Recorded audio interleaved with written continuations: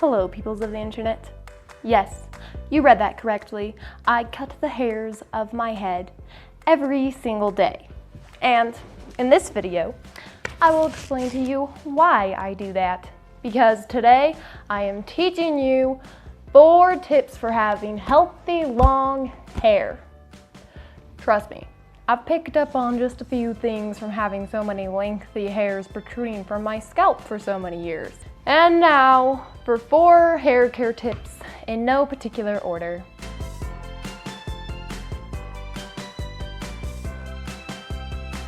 Alright, so tip number 1, brush your hair the correct way.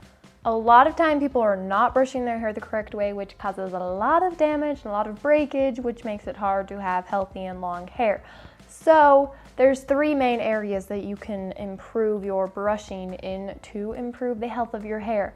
First off, don't brush it when it's wet unless you have a wet brush or you have a comb. Because when it's wet, it's weaker and so the hairs break more easily. And brushes aren't really the most gentle things. Combs and brushes that are specifically for wet hair are more gentle, so you can use one of those. The second thing you have to keep in mind when brushing your hair is you gotta be so gentle. I know it's just really tempting when you've got a knot in your hair to just rip it out and be as violent as you possibly can. But don't give in to that urge. Be gentle, be patient. You've got to start treating every single one of your hairs like it is the most important thing. I know it sounds cheesy, but I actually think about each one of my hairs and I'm like, no, I can't break you. I can't do it to you. Which now that I think about it, that contradicts one of the things I'm going to share with you later. But when you're brushing your hair, even if there are giant knots, especially when there's giant knots, you have to be really gentle. And if you feel your brush snag, don't push harder, go looser. All right, now, the third thing that you can do when you're brushing is to start from the bottom and work your way up. And I'm gonna attribute this to my wonderful Aunt Rebecca Pitt because she shared this wise knowledge with me when I was a little 11-year-old who didn't know what I was doing with my hair. So what she shared with me and I'm sharing with you is you gotta start from the bottom and work your way up as you brush. It'll make it a lot easier, I promise. And you especially want to do this if you have really long hair already because, oh goodness, I don't even want to know what would happen if I started brushing my hair from the top and going down. Actually, now I kind of want to try it. Maybe I'll post it on Instagram.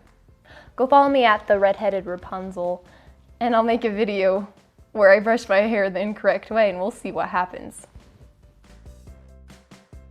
All right, so tip number 2, braid your hair every night before you go to bed. Now this is something that I think a lot of people already do, but if you have not tried it yet, I would highly recommend doing it because if you go to sleep without braiding your hair or putting it back somehow, then when you wake up in the morning, since you've been tossing and turning so much, your hair's been moving around a lot, getting tangled, maybe even breaking while you're sleeping, and then you have to brush it out. And the more times you have to brush out tangles in your hair, the more times your hair breaks. So if you braid your hair before you go to sleep at night, then your hair will break less. So give it a try. It's a super easy thing that you can do to make your whole entire hair life so much easier. All right, and now for the exciting part, the cutting of my hairs. Now, when I say cutting my hair, I don't mean like cutting all of my hair. This tip is to cut your split ends. So I'm cutting maybe 10 hairs a day, and I'm cutting maybe like 1/4 of an inch off, although it does depend. The other day, I found this one hair. I would have taken a video of it, but I was in class, and it had like 7 splits on it. It was the most satisfying thing in the whole world to clip that baby off. But anyways, cutting your split ends is a very good idea because when your hairs break, they split.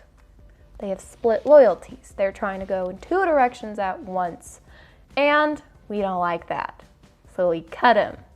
But seriously though, when your hair starts splitting, they just keep going, keep splitting more and more and more. And if you have a bunch of hairs on your head that are doing that, it starts looking really bad. So a super easy way to deal with that is to just cut them off. So this is a good option if you're trying to grow out your hair and you don't want to trim it as often so that it will have a chance to grow longer, but you also don't want to have split ends. I know it sounds a little bit overwhelming to think about cutting every single one of your split ends, but it's actually not that hard. Like, I'll just cut some split ends while I'm sitting at my desk waiting for a file to load. I'll just have my pair of kids scissors. Like, you don't even need fancy scissors to do this. I literally am just using child craft scissors. And honestly, once you start cutting your split ends, it gets a little bit addicting because every time you look at your hair, you're like, oh, there's another split end, I want to cut it. So honestly, I kind of love cutting my split ends. It just fills my soul with joy to cut them. Okay, and now for my last tip. Use cold water when you're washing your hair. And I know this sounds pretty miserable, but you only need to use it on the last half of your shower. Because according to Google, when you use hot water on your hair, it opens up the cuticle. And I don't even really know what that means. But apparently, if you leave your cuticles open, then it takes away the luster and shine and softness from your hair. So to fix that, you should end your shower with a cold water rinse. Turn it as cold as your shower goes. It is painful, but it is worth it. I've been doing this for years and it makes my hair so much more soft, and I think it makes it a lot stronger too. So just toughen up, Buttercup, and wash your hair with cold water at the end.